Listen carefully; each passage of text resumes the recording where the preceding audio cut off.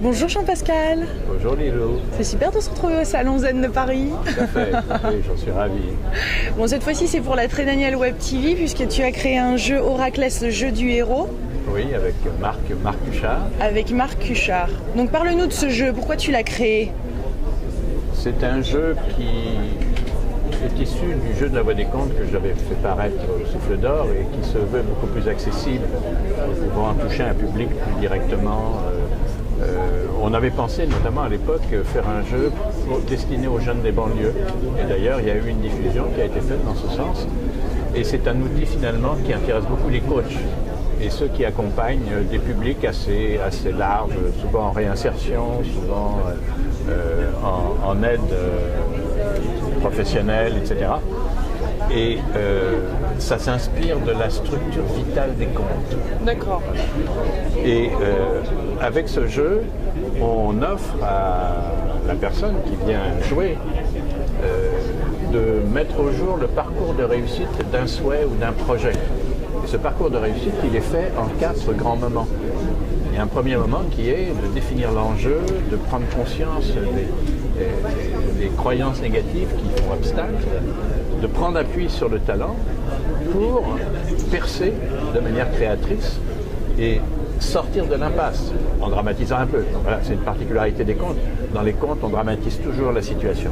Et donc, dans cet esprit, si la personne veut connaître le parcours de réussite, elle a intérêt à mettre du contraste et à imaginer la difficulté de façon beaucoup plus saillante pour pouvoir se déplacer avec énergie, avec force, pour s'arracher à la difficulté. Donc on aura tendance à parler d'obstacles, on aura tendance à parler de tendances destructrices, on aura tendance à parler de peurs archaïques, on parlera de fascination de puissance, comme autant d'obstacles qu'on trouve à chacun des niveaux que la personne, le joueur, dans son parcours de réussite doit mettre au jour.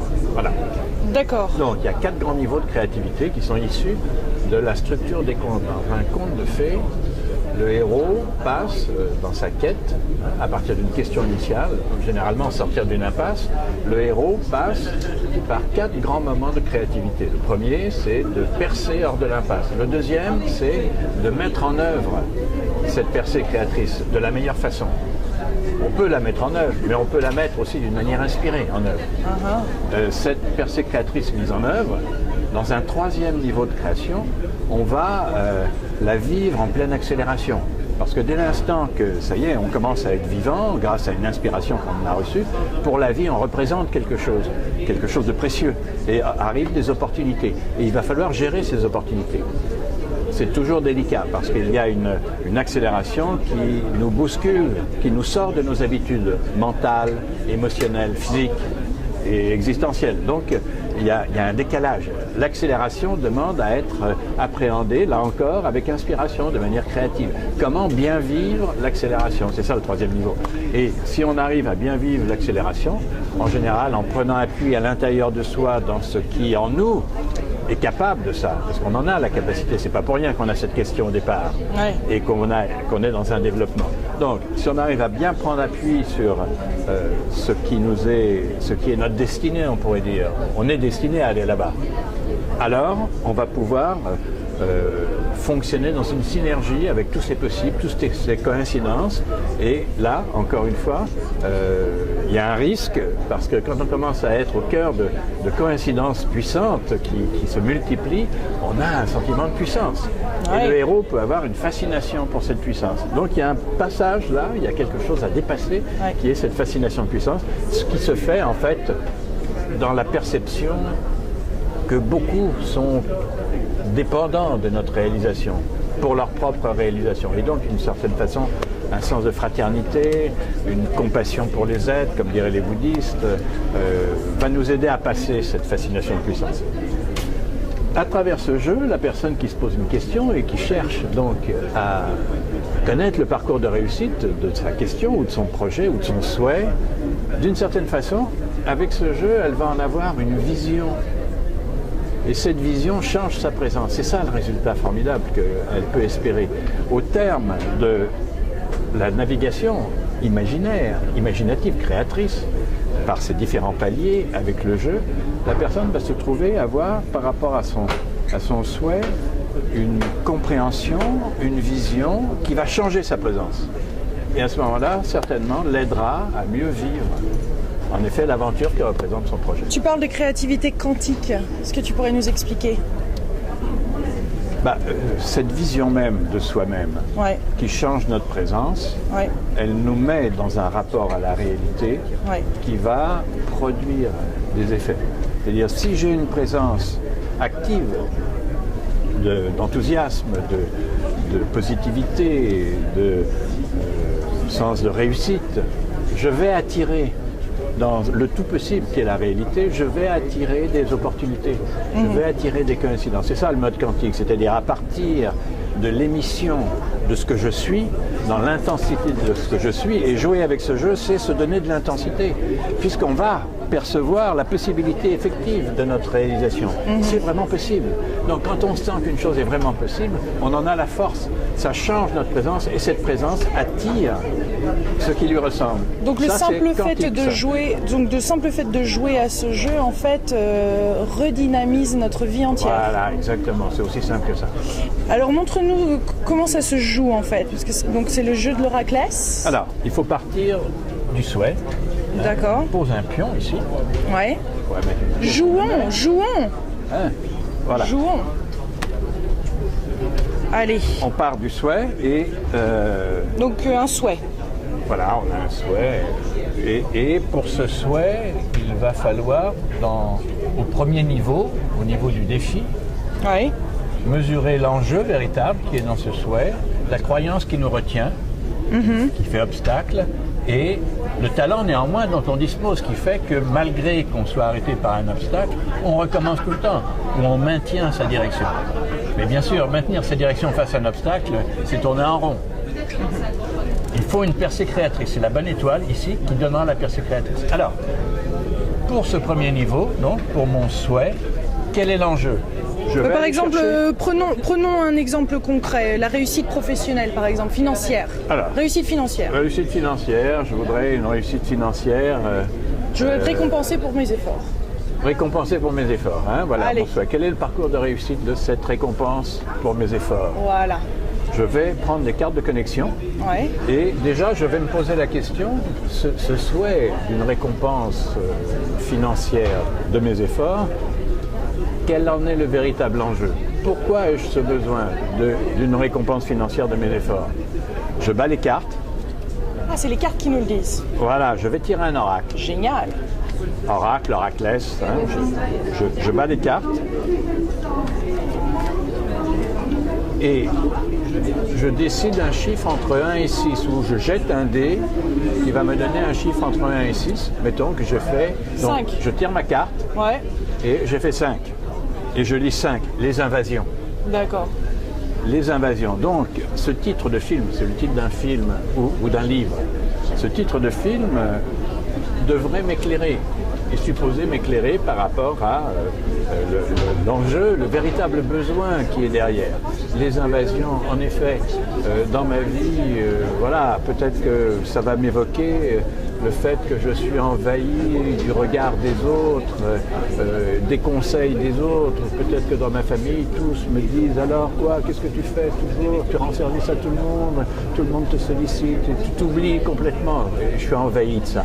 En fait, l'enjeu, c'est d'en finir avec ces gens qui s'occupent de mes affaires, qui sont toujours à me critiquer ou à me dire quoi que ce soit, à me dire des bons conseils. Et en effet, si je gagnais de l'argent à rendre service, si mes efforts étaient récompensés financièrement, je serais enfin, on me lâcherait, on me laisserait tranquille. Mettons que c'est ça, mon besoin. Ouais. Maintenant, quelle est la croyance qui me retient? Quelle est la croyance négative qui me retient? Même chose, On retire. je bats les cartes. Ça se joue à plusieurs en fait? Ah, on peut jouer à 4. Oui, il y a 4. il y a des fiches de synthèse ici, de parcours, qui permettent de jouer à plusieurs. On peut jouer à 4, on joue chacun son tour, et on fait un partage à l'issue de chaque niveau. D'accord. Donc, quelle est la croyance négative? Je tire une carte, un chiffre entre 1 et 6, 2, et je lis un esprit libre. Voilà. Ah. Alors, Ah bah un forcément esprit ça va libre. bien avec l'évasion ça. Oui, mais c'est une croyance négative. Ah. C'est-à-dire, Quand je pense à esprit libre, je pense à cette croyance, ce doute que j'ai de moi-même, que je ne suis pas libre, que mon esprit n'est pas libre. En effet, c'est une chose qui me tourmente assez. J'aimerais avoir cette liberté d'esprit que mon frère a, par exemple, ou que mon cousin a. Et moi, j'en suis loin. Et bien sûr que, n'ayant pas l'esprit libre, je me fais prendre par les désirs des autres. Et bien sûr, je suis toujours à rendre service et à n'avoir aucune rétribution pour... Alors, faisons une petite pause là. Comment expliques-tu le fait que quand on prenne les cartes, enfin, on décide un certain nombre, c'est la bonne carte, c'est la carte qu'il nous faut, c'est le message qu'il nous faut?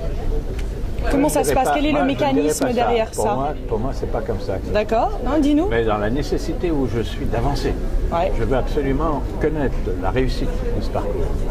Et je n'ai que ça comme appui. C'est-à-dire que grâce à la carte, au message qu'elle sort, et le message, il est... Une autre carte serait tout à fait autre chose. Moi, je vais prendre appui sur la carte, sur les invasions ou sur l'esprit libre. Je vais prendre appui pour plonger en moi et dans le temps le plus bref, sortir quelque chose qui se tienne. C'est-à-dire, je me mets en accélération au contact par l'intuition de la part profonde en moi qui sait. En réalité, quelque chose en moi sait très bien le parcours de réussite. Voilà. Sauf que moi, je n'ai pas accès à cette part qui sait. Ouais. Vous savez, cette part qui sait, c'est cette part qui nous parle dans les rêves la nuit, qui nous parle dans les... et qui, dans des songes, nous dit la vérité des choses. On sait bien, on sait que dans les songes, on peut voir l'avenir d'une façon étonnante. On a une connaissance, on peut accéder à une connaissance absolument improbable. Or, ce jeu et ce mode oraculaire permet, en appui sur des oracles, justement, d'aller plonger dans cette part inaccessible ou difficilement accessible, que néanmoins la force d'un oracle, dans le temps où il faut y répondre, permet. Et à travers un oracle, j'accède et voilà. Donc j'ai dit, ma vie est assujettie à la pression des autres, mon esprit n'est pas libre, ils m'envahissent. C'est pour ça que j'aimerais tant, parce que l'argent ne m'intéresse pas spécialement, mais j'aimerais tant qu'il y ait une récompense financière de mes efforts. Quel talent ai-je à disposition par rapport à ce souhait? Je bats les cartes. De nouveau. Voilà. Et un chiffre entre 1 et 6. 1. Les fantômes. Ah. Alors, qu'est-ce que je peux faire d'un mot pareil, hein? Dans la résonance, qu'est-ce que mon intuition, la part... Parce qu'on on est toujours dans le défi. Hein. Oui, tout à fait. Qu'est-ce que la part profonde qui est en moi peut faire de ce mot, les fantômes? Vous voyez, quelqu'un aurait une autre idée, bien sûr. Voilà, pour moi, les fantômes. Les fantômes, le talent, les fantômes, je pense à ma famille, je pense à mes ancêtres, etc. De tout temps, il y a une générosité dans ma famille, il y a une sorte de...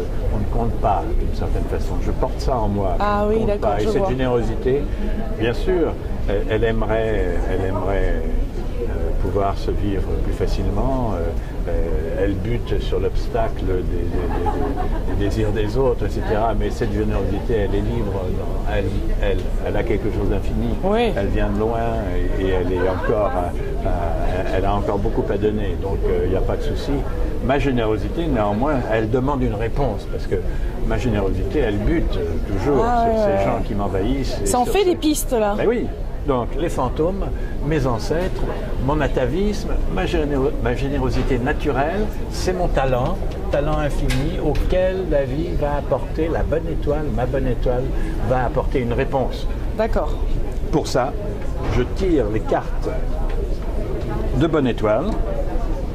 Là, c'est la version grande, mais en fait, là, vous avez... Ça, c'est la petite... Ça, c'est vraiment voilà. le plateau de jeu qu'on reçoit. Oui, qui est dans le jeu. Alors, je tire une carte de bonne étoile pour savoir ce bonne que étoile, ma bonne pourquoi étoile... Ah oui, parce que ça, c'est la bonne étoile. Voilà, ma bonne étoile, ici. Oui. J'arrive à ce point-là. D'accord. Bah oui, je n'ai pas déplacé. Donc, l'enjeu, croyance négative, talent, bonne étoile, maintenant. Ouais. Qu'est-ce que ma bonne étoile me donne comme intuition pour franchir, pour répondre à cette générosité naturelle et me dégager de l'obstacle où je me trouve? Je bats les cartes. Et je tire une carte. Tadam. Et la carte me dit... Je zoome. Le premier métier qui vous vient à l'esprit est la réponse. Voilà, le premier métier qui me vient à l'esprit, je pense bûcheron. Ou ébéniste plutôt. Menuisier, voilà, c'est un peu.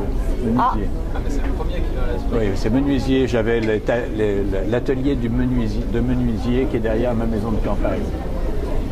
Donc il y a un menuisier, là, il a un atelier, donc menuisier. Menuisier comme bonne étoile, intuition. Le menuisier travaille le bois dans le sens du fil. Hein, le bois a un fil, il doit suivre ce fil, et s'il suit ce fil, il peut faire des merveilles.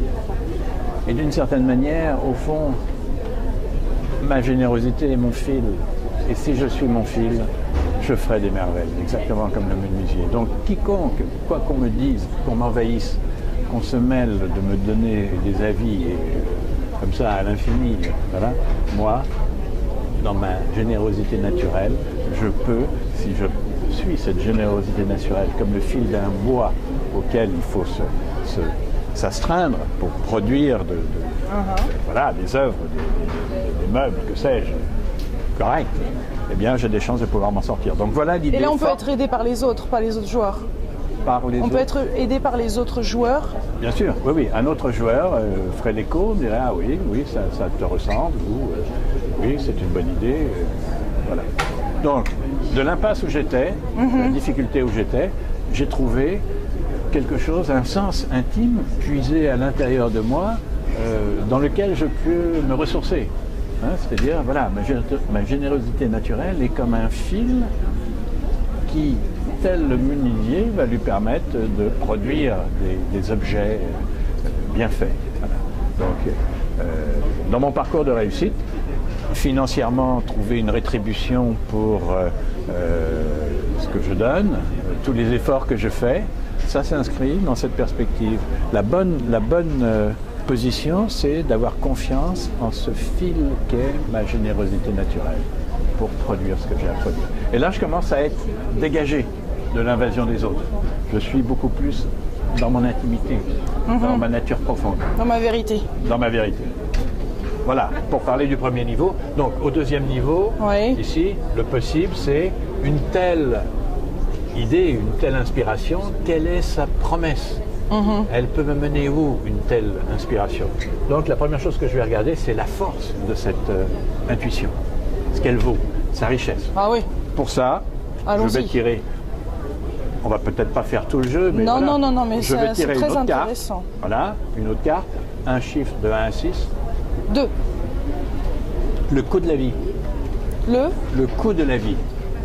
C'est d'intuition, donc, à travers cette phrase. Elle dit le coût de la vie, c'est formidable. Si je cherchais justement une rétribution à mes efforts, une rétribution financière, on me parle du coût de la vie. Donc c'est à voir avec le vrai coût des choses. Et c'est un coût qui a une correspondance avec ce qui est dans mon cœur. Je sens bien que à prendre appui sur le fil qu'est ma générosité, ça donne le vrai coût, le vrai prix de ce que je fais. Comment ça? Comment ça? Ce que je fais, quand je suis généreux, en réalité, ça a le prix de ce qui, dans ma nature profonde, demande à s'exprimer. Et je suis déjà, il y a déjà une rétribution là. Et en effet, il y a une rétribution, c'est quantifiable, le coût de la vie, on sent bien, c'est quantifiable. Donc à moi peut-être de mieux mesurer combien, dans ce fil intime que je suis, en réalité, quelque chose se mesure.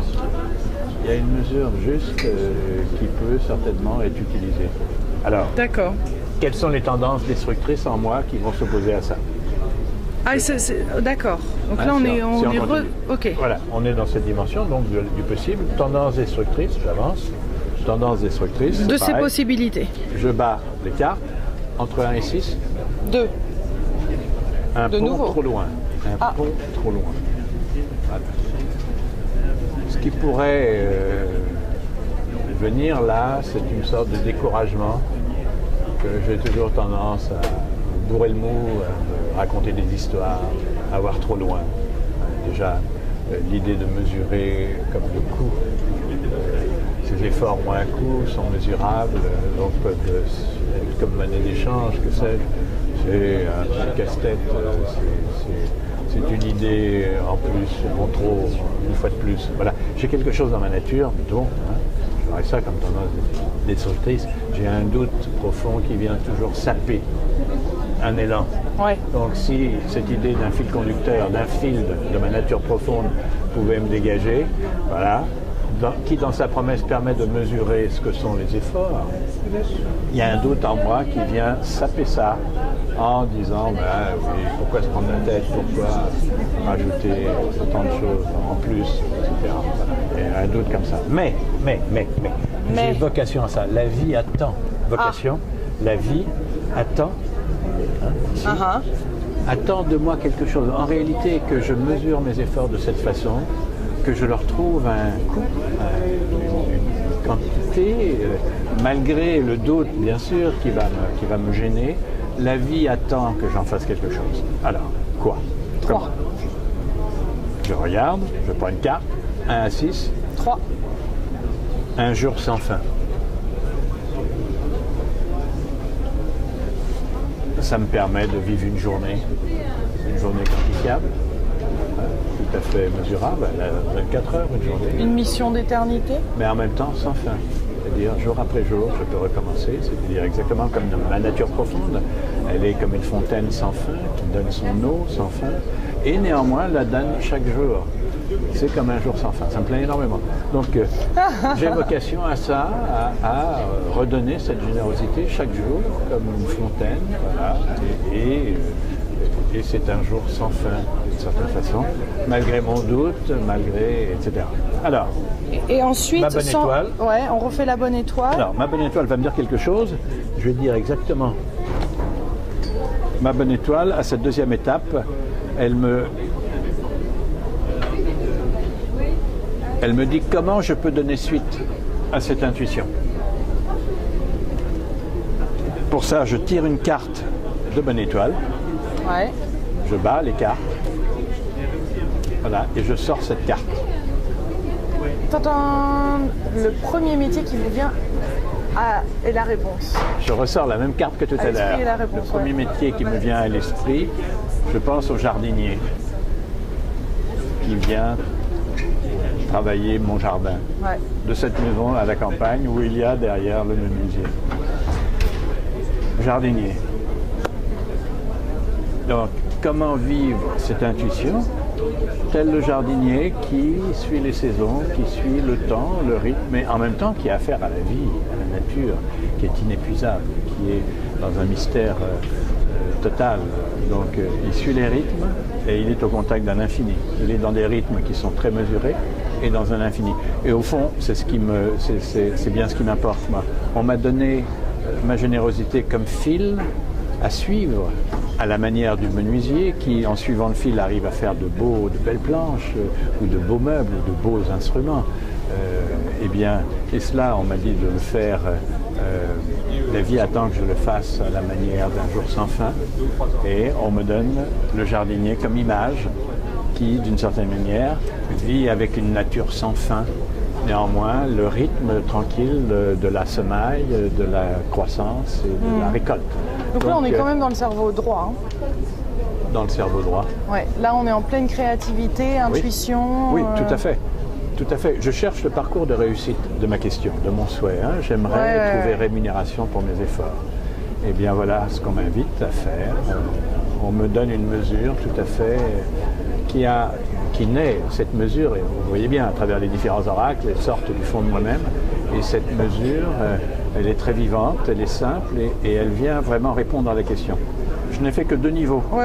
Et donc ensuite, on aurait pu continuer, mais voilà, quels sont les autres niveaux? La croissance, c'est-à-dire si je fonctionne de cette manière, à la manière du jardinier, donc par rapport à mes efforts, à la rétribution de mes efforts, qui mesure le coût de ces efforts, eh bien, des coïncidences vont m'arriver, une accélération va se produire, et moi-même, je vais... ça peut me faire peur, cette accélération, mais ça a à voir avec ce qu'on attend de moi, au fond. Je suis attendu là-dedans. On va me montrer que c'est ma destinée, c'est-à-dire que je vive cette générosité avec cette mesure quantitative, à la manière du jardinier, du menuisier ou du jardinier. Ça va générer dans la vie peut-être des occasions de servir les autres, encore une fois, comme je le fais souvent, mais d'une manière plus intelligente, d'une façon plus efficace. Peut-être d'une façon un peu débordante, dans une accélération qui me fera peur, mais néanmoins que je dois apprendre, que je dois développer, parce que c'est attendu, c'est donné pour un rayonnement. C'est ce que va me dire ce troisième niveau, la croissance, et si j'arrive à passer les différents paliers, et les différents paliers, je les passe avec les cartes, hein, chaque fois, quelle coïncidence, quelles opportunités vont se présenter dans ma vie, c'est une carte qui va me le dire. Quelle est la peur que cela peut lever en moi? C'est une carte qui va me le dire. Mais quelle est ma destination à cela? C'est une carte qui va me le dire. Et ma bonne étoile me dira en quoi je suis attendu pour cela. Et si j'arrive, en effet, à bien prendre cette mesure, alors je me retrouverai dans une synergie avec les autres. J'aurai un rayonnement, c'est l'avenir. Hein, j'aurai un rayonnement qui permettra une expansion avec un risque de fascination de puissance, mais une multiplication des réalisations. Et cela, c'est mon parcours. Voilà. C'est mon parcours de réussite pour cette question. Et vous voyez bien que ce parcours de réussite, c'est en fait un parcours de plongée, un parcours qui naît de la plongée au fond de moi-même dans ce qui c'est, qui je suis, et ce que j'ai à vivre, et ce que peut représenter mon avenir. Et de cette façon, je vais être beaucoup plus conscient, en effet, sur cette question. Ce qui changera ma présence par rapport à cette question et tout ce qu'elle implique, et donc me fera vivre cette question de ma générosité et de mes efforts dans une manière très dégagée, très détendue, et là, très les ouverte. synchronicités... Voilà, viendront d'elles-mêmes. J'aurai un rayonnement très simple. Ouais. Donc, ce jeu, en mettant au jour le parcours de réussite d'un souhait ou d'un projet, va aider la personne vraiment à changer sa présence et à clarifier cette présence. Parce que souvent, à mal vivre les choses, on s'énerve, on rejette les autres, on est agressif. Ouais. Étant sous pression, on rejette, enfin, on renvoie cette pression aux autres. Tandis que là, prenant conscience, on va être beaucoup plus accueillant, beaucoup plus souple, beaucoup plus fécond. Très intéressant. Et pour finir, pour conclure, on tire un pouvoir pour se donner plus de force. Ah. Voilà. Et le pouvoir, c'est... les cartes de pouvoir sont des cartes utilisant l'image d'animaux. Par exemple, quel pouvoir pourrais-je solliciter, moi, pour avancer selon ce parcours de réussite, le mettre en œuvre? Parce que ça, c'est une vision, mais il va falloir mettre en œuvre cette vision pour le mieux. Bien sûr. Donc, je demande Agir. Donc, je demande l'aide d'un pouvoir pour concrétiser cela. Super. J'ai des cartes de pouvoir. Yes. Je bats ces cartes. Je tire une carte. Je tirerai ceci. Par son exemple, il vous montre la puissance du retour sur soi et l'intérêt des phases de calme pour profiter des expériences passées. Qui ça? Quel animal? L'ours. Voilà, l'ours. Je tirerai l'ours. Donc par le pouvoir de l'ours, je vais réaliser ce parcours que le jeu m'a montré dans la vision. Et cette nouvelle présence que cette vision me donne, l'ours, par son exemple, va me montrer la puissance du retour sur soi que je viens de faire, en effet, et de l'intérêt des phases de calme pour profiter des expériences passées. Voilà, ça correspond tout à fait. Je vais le faire avec l'aide de l'ours, cette puissance archétypale qui va m'aider dans cette réalisation. Voilà. Et brièvement, deux petits mots sur ce livre-là qui est la suite, c'est ça? Oui, alors ce livre-là, Voler, Conte pour apprendre à voler, qui dans son annexe pratique contient un jeu, correspond au 5e niveau. Ici, on a un premier niveau, le défi, un deuxième niveau, le possible, un troisième défi, la croissance, un quatrième niveau, l'avenir, et le 5e niveau, c'est le contact justement avec ce pouvoir archétypal qui permet de voler, qu'on a entrevu à travers l'ours, mais là qui est beaucoup plus détaillé. Là, dans le conte, dans ce jeu Voler, qui est à la fin de ce livre, on invite la personne à ajouter à ces 4 niveaux l'aide d'un mentor. On va se relier à un mentor. Quel pourrait être le mentor dans ma vie qui vienne m'inspirer, qui m'inspire ce parcours de réussite?